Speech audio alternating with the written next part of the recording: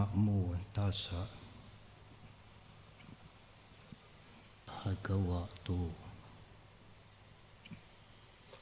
arahato samma sambuddhassa. Namo tassa bhagavato arahato samma sambuddhassa. Namo tassa bhagavato arahato samma sambuddhassa. Sattha thanang sila thanang hiri utapiyang thanang sutanca cakkanca panyawe satanang thananti.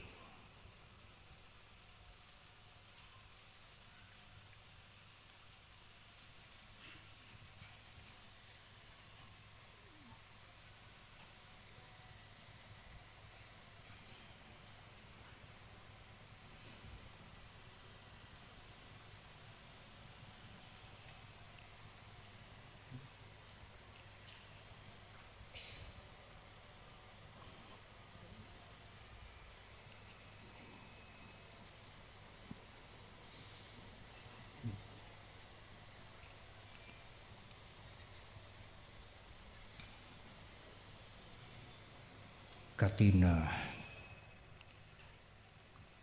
siang hari ini tidak seperti tahun-tahun sebelumnya. Tidak panas terik.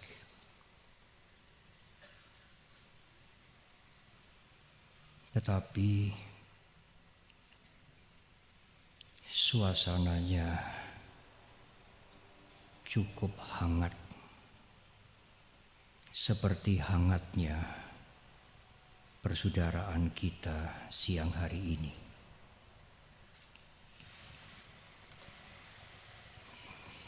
Cuacanya agak mendung. Oleh karena itu, kalau biasanya pesawat Lion landing di depan, siang hari ini landing di belakang.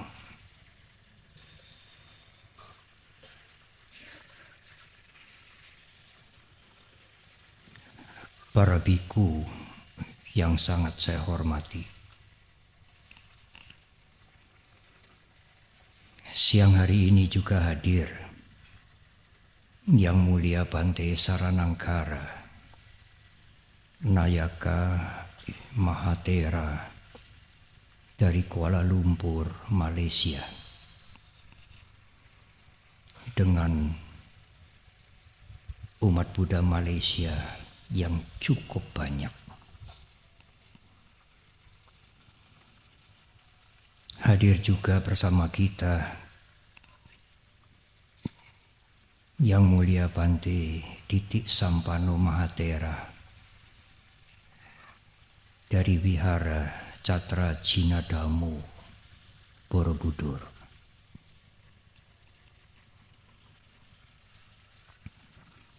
Saya ingin menyapa satu persatu ibu bapak dan saudara, tetapi tidak memungkinkan. Siang hari ini cukup banyak saudara-saudara kami, saudara-saudara kita yang hadir pada perayaan Katina. Hadir juga saya diberitahu oleh Sekretaris Wihara, saudara-saudara kami, para mahasiswa dari 7 kampus yang kalau tidak salah menjadi tamu dari Universitas Nahdlatul Ulama Yogyakarta bersama dengan Ibu dosen Dr. Wiwin. Saya agak jauh kalau menyebutkan Ibu Wiwin, karena biasanya saya menyapa beliau dengan Mbak Wiwin. Apakah beliau hadir di tengah-tengah kita?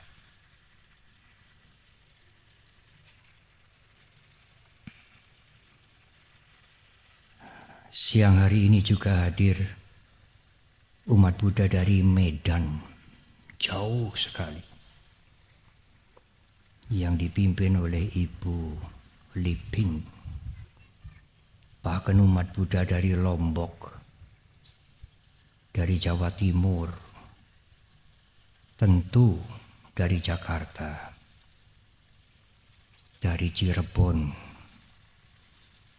dari Tegal, dari Pekalongan, Semarang, sudah pasti Jogja, Solo, dan lain-lain dan lain-lain.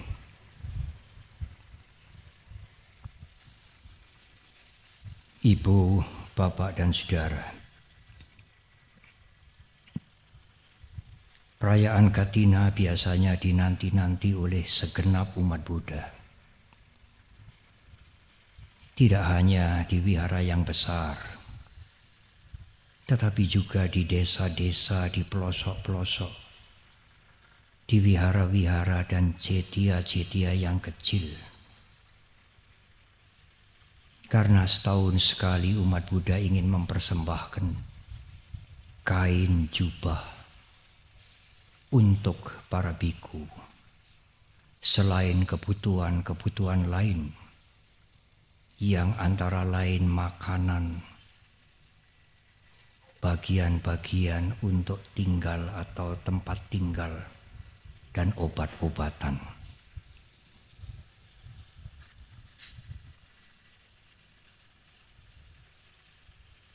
Ibu, Bapak, dan Saudara, para biku hidup dengan sangat sederhana. Pakaian yang dikenakan hanya seperti ini, kapanpun dan dimanapun. Satu setel miliknya, dan yang lain adalah milik bersama. Makan sehari sekali pada waktu pagi atau siang atau 2 kali, tidak lebih.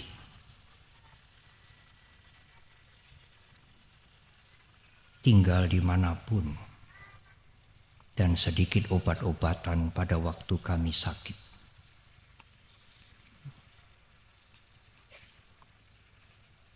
Kami pernah menjelaskan kehidupan para biku sedikit panjang. Pada waktu Mas Munjid, suaminya Mbak Wiwin, mewawancarai kami di bawah pohon Bodhi itu tentang puasa dalam perspektif agama Buddha. Rekaman itu sangat menarik sampai hari ini. Seseorang mengatakan pada saya, sudah dilihat lebih dari 250.000.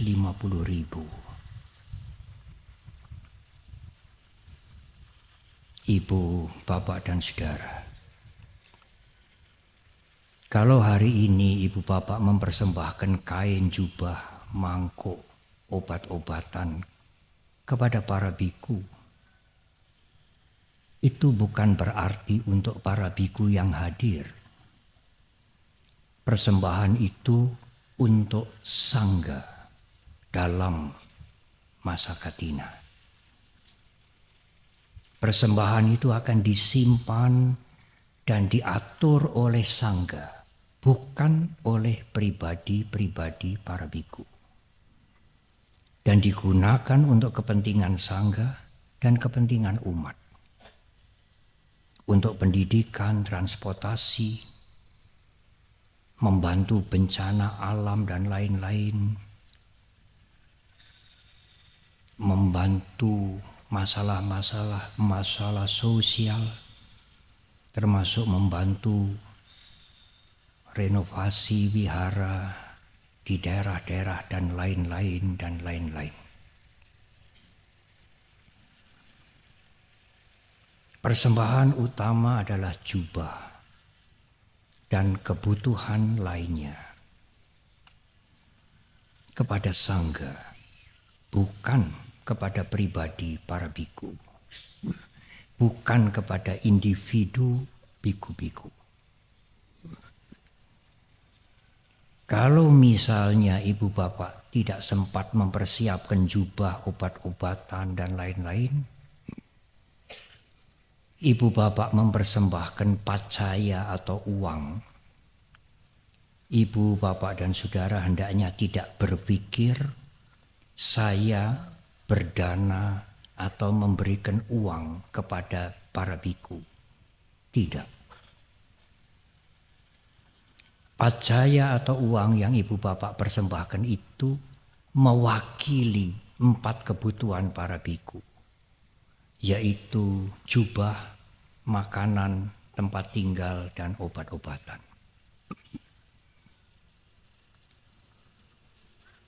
Tidak pada tempatnya berpikir saya berdana uang kepada sangga, kepada para biku. Sebab menurut Winaya,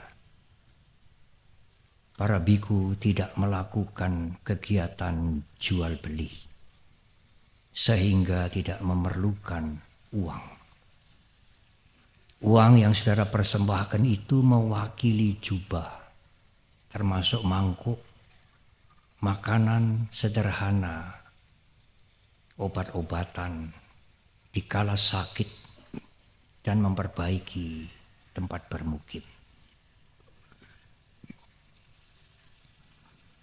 Para biku adalah umat Buddha yang memilih meninggalkan hidup keduniawian. Hidup sederhana, berusaha membersihkan batin. Dan apa yang dilakukan itu menjadi keteladanan bagi masyarakat untuk berperilaku baik.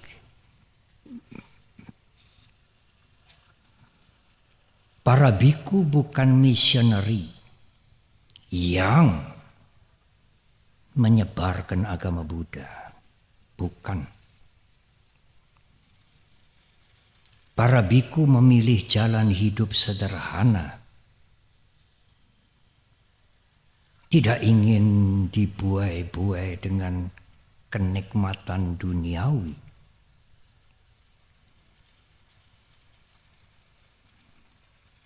Selain melatih diri, para biku memberikan pendidikan, memberikan keteladanan moral kepada masyarakat sebagai balas jasa atas dukungan masyarakat kepada kami.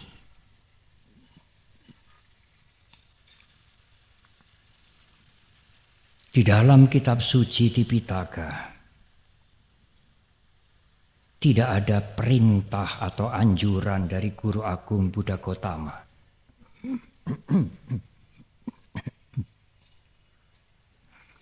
baik tersurat maupun tersirat untuk convert, menarik orang.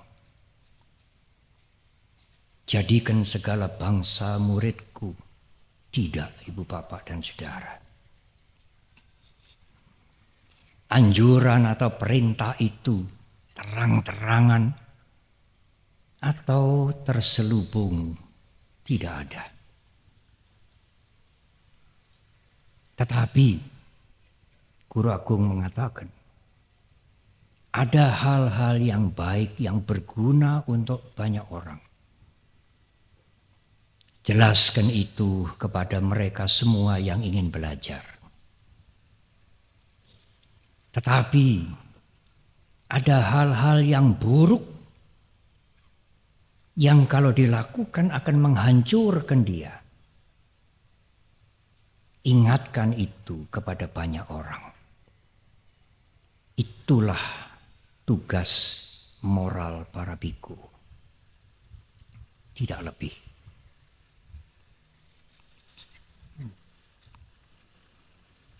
Ibu, bapak, dan saudara. Siang hari ini saya ingin menguraikan secara garis besar 7 kekayaan mulia. 7 Arya Dhana. Saya pikir bahasa Pali Dhana, D-H-A-N-A, itu yang mungkin menjadi bahasa Jawa dono, kekayaan. Beda dengan D-A-N-A, tanpa H. Dana itu memberi. Yang 7 ini dhana, 7 kekayaan mulia.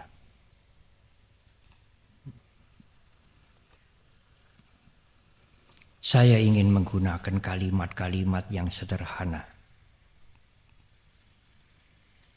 Karena mahasiswa yang hadir 2.500 atau 3.000 siang hari ini tidak semua seperti mahasiswanya Mbak Wiwin. Ada mahasiswa yang SD, SMP, SMA, dan seterusnya. Izinkan saya menggunakan kalimat yang sederhana. Ada seseorang yang senang dulu terhadap ajaran Guru Agung Buddha Gotama. Senang dulu. Senangnya ini mungkin karena orang tuanya umat Buddha. Senang itu karena mungkin melihat seni Buddhis yang usianya sudah ribuan tahun.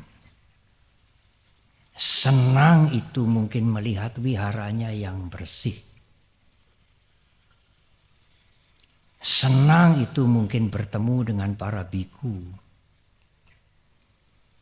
yang baik hati, yang ramah tamah. Tapi biku yang galak juga ada. Senang itu artinya bisa atau ingin menerima. Itu adalah faktor, salah satu faktor dari saddha, keyakinan, atau dalam bahasa yang lebih umum, iman. Ada niat menyenangi dan menerima. Kemudian baru seseorang itu ingin tahu, belajar. Ingin tahu, belajar. Dimulai dari menyenangi lebih dahulu. Ingin tahu, belajar itu disebut bahu saja atau bahu suta. Belajar. Kognitif dalam dunia pendidikan. Tetapi sebaliknya, ada seseorang yang belajar dulu, ingin tahu dulu. Setelah belajar, ingin tahu, kemudian baru aku senang dengan ajaran ini. Dari bahu suta, dari belajar, timbullah menyenangi. Yang pertama tadi saya uraikan, senang dulu, tertarik dulu, kemudian belajar. Yang kedua, cari tahu dulu, penasaran, kemudian menyenangi.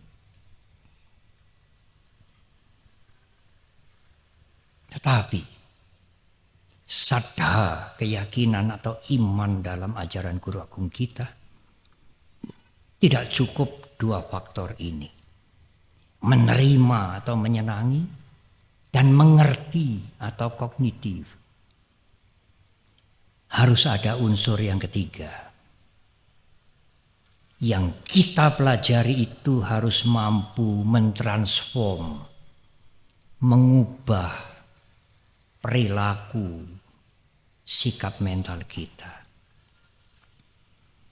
Kalau yang kita pelajari dan juga kita senang ajaran Buddha Gautama, tetapi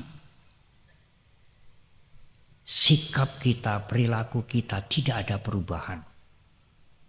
Yang marah yang makin menjadi-jadi. Yang dulu suka mencuri sekarang menjadi naik pangkat, menjadi korupsi besar-besaran.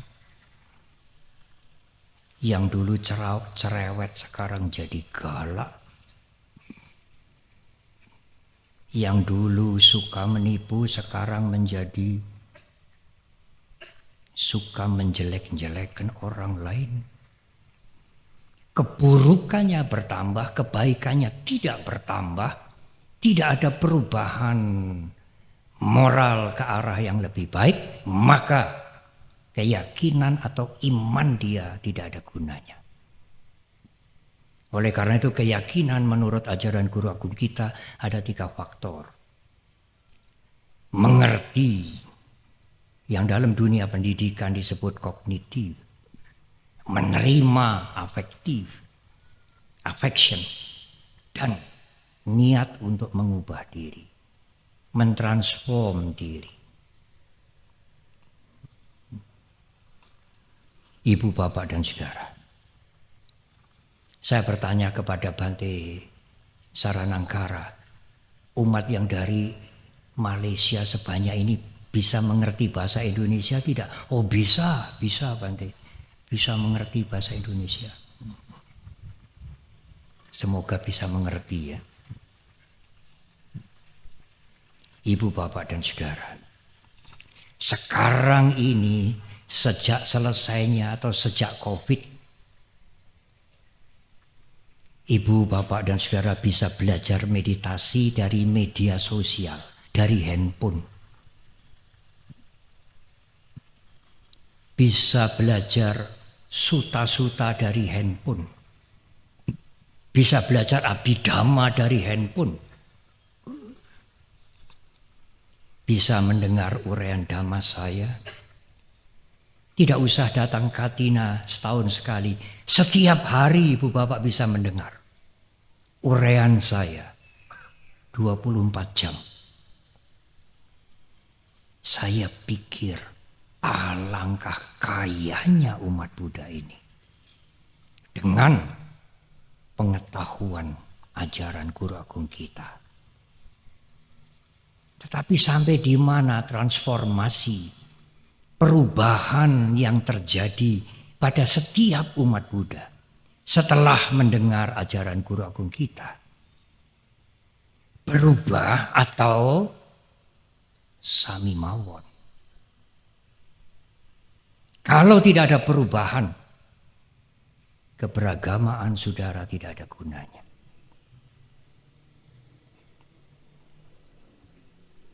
Itu adalah kekayaan mulia 2 macam. Saddha dan bahu saja. Keyakinan dan belajar. Banyak belajar, terus belajar. Atau bahu saja dan saddha. 2 kekayaan mulia, Arya Dhana. Yang ketiga, perubahan apa Bante yang seharusnya terjadi kalau kita belajar ajaran Buddha Gautama? Perubahan yang seharusnya terjadi adalah berhenti berbuat buruk. Itu utama dan pertama. Apa bukan berbuat baik Bante? Nomor 2. Saudara tidak bisa berbuat baik, belum bisa berbuat baik, belum bisa beramal, belum bisa menolong, belum bisa menyokong. Tidak apa-apa. Karena orang lain tidak dirugikan. Tetapi kalau Anda berbuat buruk, keluarga Anda orang lain rugi. Menjadi korban. Selain dirinya sendiri. Sehingga berhentilah berbuat jahat, berhentilah berbuat buruk. Utama. Andai kata saudara belum mampu berbuat baik, enggak apa-apalah. Tetapi jangan mengganggu orang lain.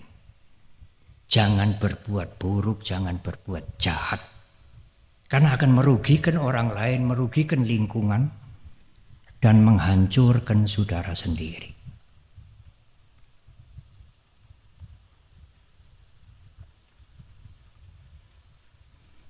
Itu adalah kekayaan mulia yang ketiga. Sekarang kekayaan mulia yang keempat. Tetapi Bante, bagaimana supaya kita mampu untuk tidak berbuat buruk? Hiri, kekayaan mulia yang keempat. Malu. Kalau Anda punya rasa malu, Anda tidak akan berbuat buruk. Kecuali malunya sudah hilang. Karena hawa nafsu, karena kenikmatan. Karena ketagihan pada kenikmatan. Malunya sudah hilang.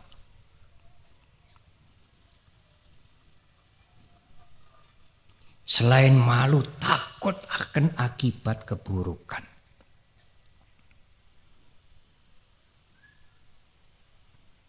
Keburukan pasti memberikan dua akibat. Kepada orang lain, kepada diri kita. Selain kebaikan juga memberikan akibat ganda. Berguna untuk orang lain, bermanfaat untuk kita. Keburukan memberikan kerugian ganda. Merugikan orang lain, menghancurkan kita.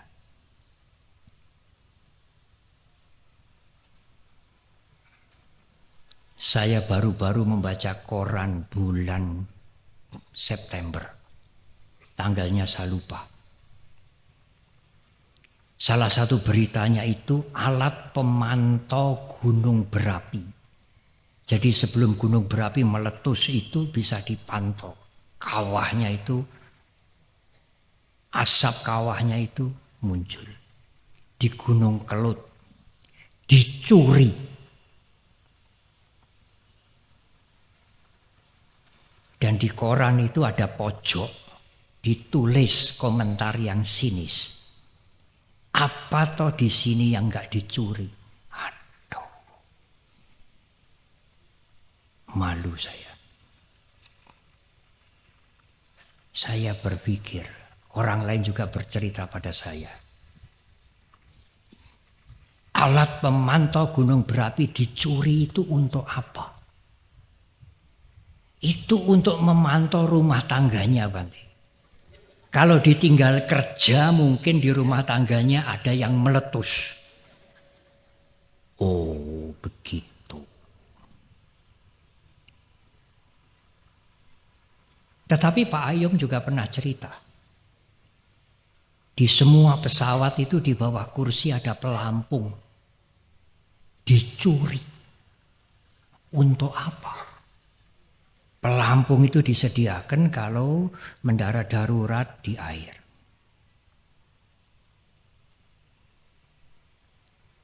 Tiap tahun kata Pak Ayung banyak sekali yang dicuri. Untuk apa? Lalu saya tanya kepada beliau. Lalu bagaimana Pak Ayung? Nyetopnya bagaimana?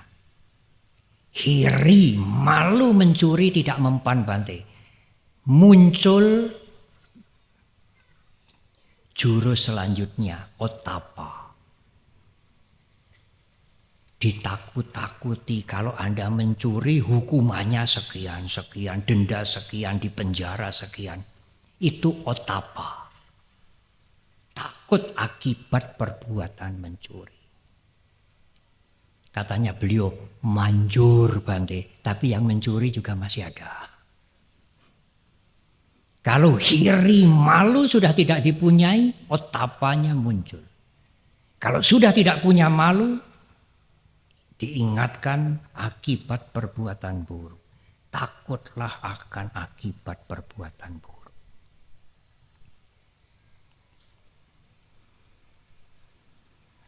Ibu, bapak, dan saudara,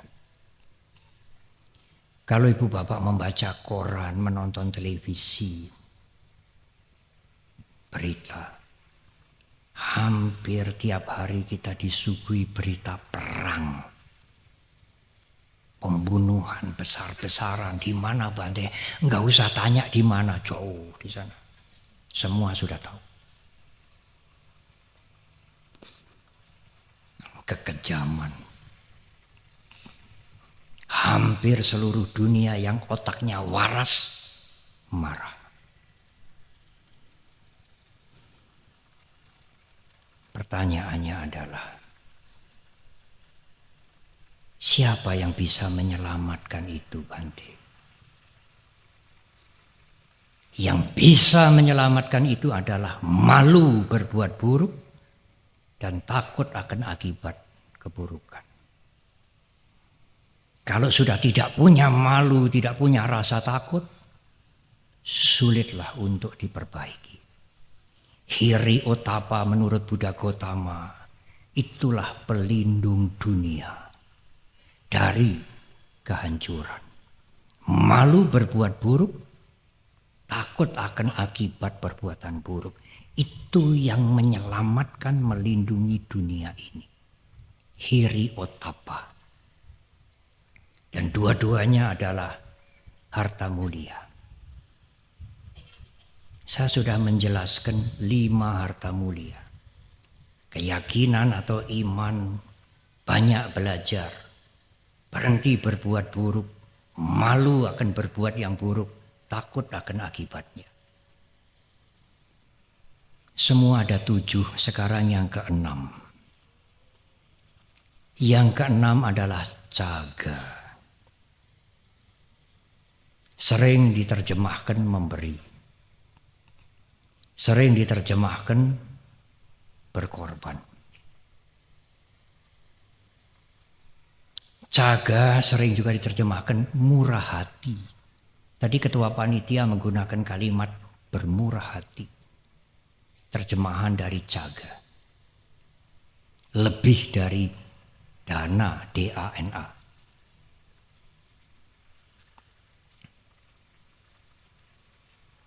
Tetapi ada hal yang sangat menarik. Kemarin sore saya menerima banyak tamu dari Malaysia, dari Medan, dari Jakarta. Saya mau pinjam nama Pak Ayung lagi. Pak Ayung mengatakan pada saya,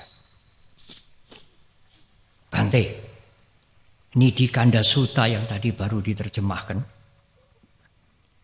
itu isinya full iming-iming. Kalau Anda berbuat baik, suara merdu, wajah cantik, kemolekan, kesejahteraan, menjadi pemimpin manusia yang dicintai, kemudian bisa lahir di alam surga, alam dewa. Full of iming-iming. Oh iya, benar. Tetapi di bait yang terakhir, hampir terakhir, 2 bait atau 3 bait terakhir, Nidikanda Sutta juga mengatakan dengan kebajikan itu kalau dilakukan dengan pengertian yang benar, seseorang akan mencapai kebebasan dari penderitaan nibbana. Bahkan mencapai Paceka Buddha dan Sammasambuddha.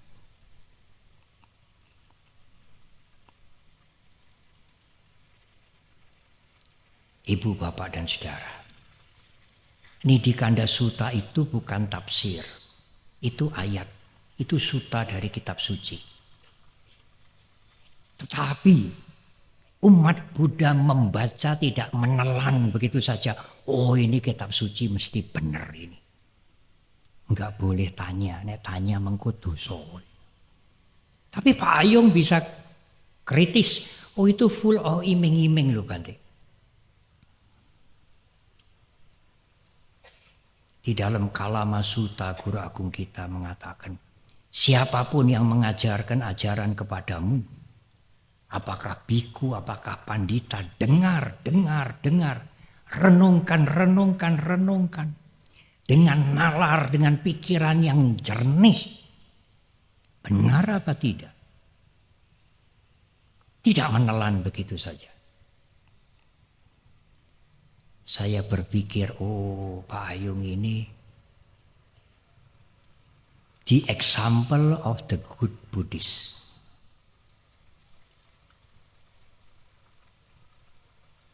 Ibu, bapak, dan saudara. Jaga tidak hanya sekedar memberi. Tetapi ada arti lain yang sangat baik. Jaga itu memberi untuk potong.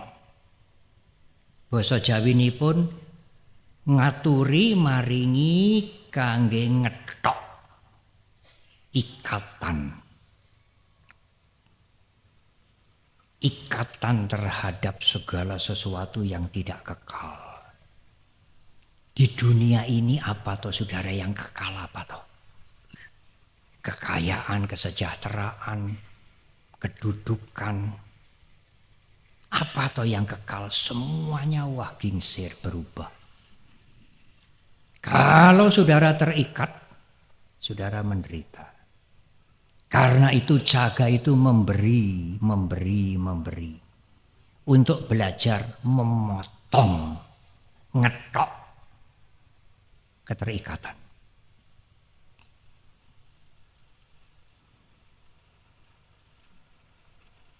Ada salah satu sutta, saya harus menyebut judulnya, Latu Kikopama Sutta.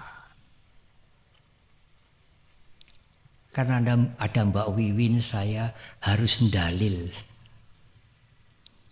Kalau tidak ndalil nanti iki biku tenanan apa. Di dalam Latu Kikopama Sutta, Guru Agung kita mengumpamakan burung puyuh.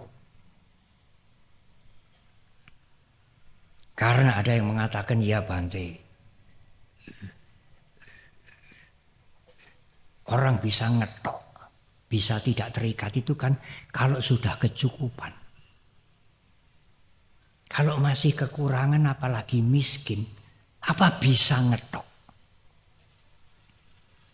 Justru keterikatannya, keserakahannya itu besar sekali. Kalau masih kekurangan, masih miskin. Kalau sudah kecukupan itu ya bisa ngetok, tidak serakah lagi. Apa benar saudara? Kadang-kadang kedudukannya makin tinggi, cukup sejahtera, korupsinya ya makin besar. Membuat banyak orang sengsara. Guru Agung kita mengumpamakan seperti burung puyuh yang kecil. Tidak bisa terbang tinggi. Burung puyuh itu bisa mati karena terjerat oleh rumput yang agak kaku. Yang menjerat itu rumput yang kaku.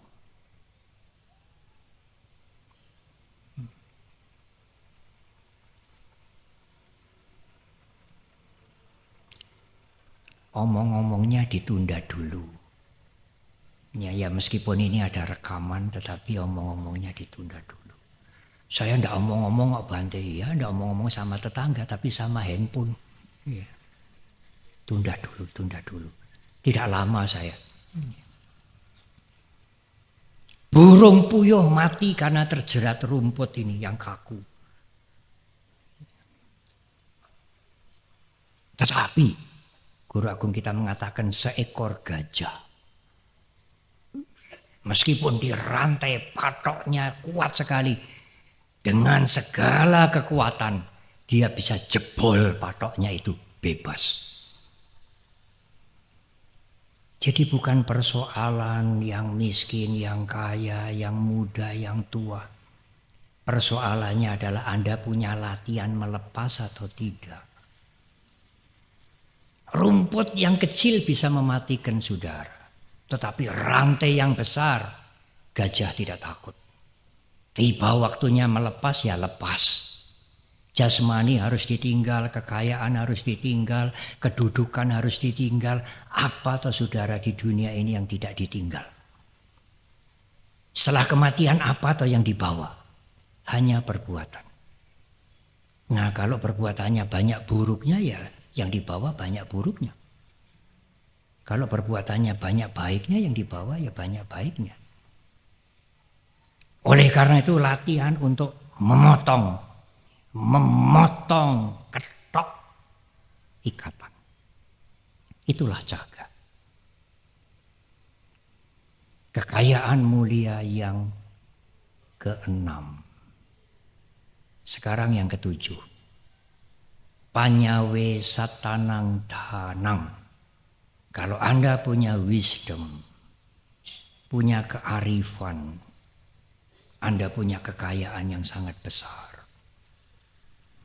Antara lain tidak melekat. Apakah kita harus menganggur? Siapa yang menganjurkan Anda menganggur? Berkaryalah maksimal mungkin selama masih bisa bernafas, tetapi jangan melekati. Karena semuanya berubah. Kalau yang dilekati tidak berubah, kita sendiri akan berubah. Meninggalkan dunia ini. Apa betul Bante? Pertanyaan yang tidak relevan. Sangat pasti bukannya betul. Semuanya Bante, ya semuanya. Tinggal tunggu waktu saja.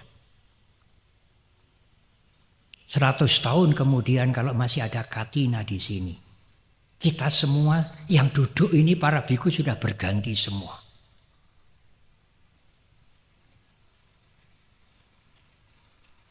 Di dalam bahasa Pali dikatakan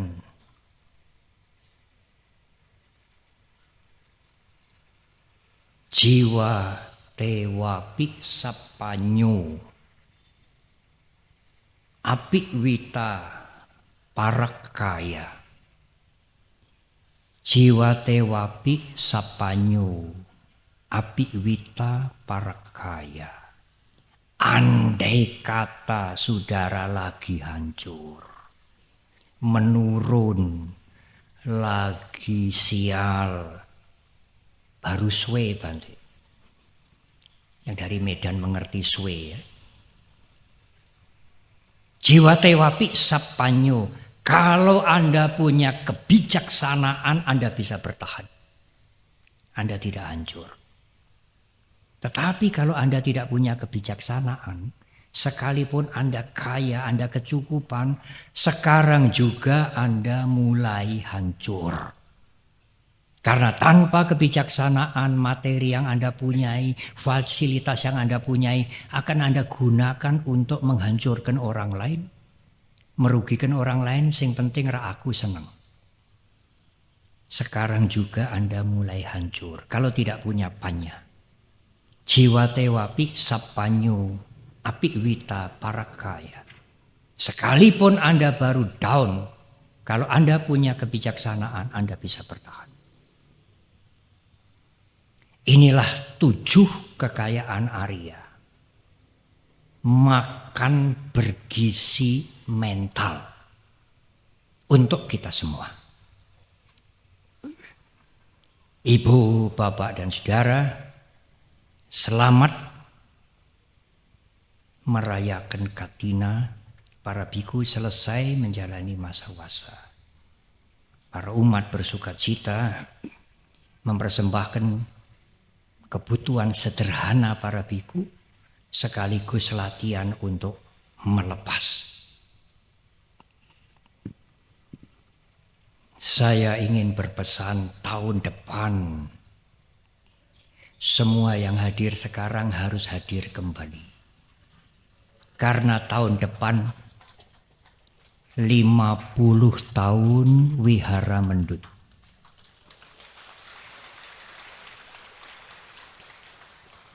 Tahun depan juga 50 tahun Sangga Theravada Indonesia. harus hadir. Kami akan mengundang teman-teman lintas agama. Tentu Mbak Wiwin tidak akan ketinggalan. Dengan acara yang sedikit berbeda. Katina plus 50 tahun Wihara Mendut. Selesai acara ini, panitia akan memberikan bingkisan snack dalam dus. Saya dipesan panitia, Bante tolong kasih pesan kepada umat. Pesannya apa? Yang diberi dus harus menerima. Loh, mengapa? Biasanya banyak yang tidak mau menerima. Sehingga kami panitia ini merasa tidak dipedulikan. Jadi kalau Anda nanti mendapatkan dus, terima. Kalau Anda tidak sudah cukup, tidak ingin makan sendiri, Anda bisa berbuat baik lagi dengan diberikan kepada yang lain. Tapi jangan menolak. Itu pesan yang disampaikan oleh Romo Buntoro. Ya. Bante itu persembahan kami harus diterima. Kami juga ingin berbuat kebajikan. Baik. Selamat merayakan Katina. Semoga Ibu Bapak selalu maju. Mengalami transformasi mental ke arah yang lebih mulia dan lebih mulia. Semoga semua makhluk berbahagia. Terima kasih.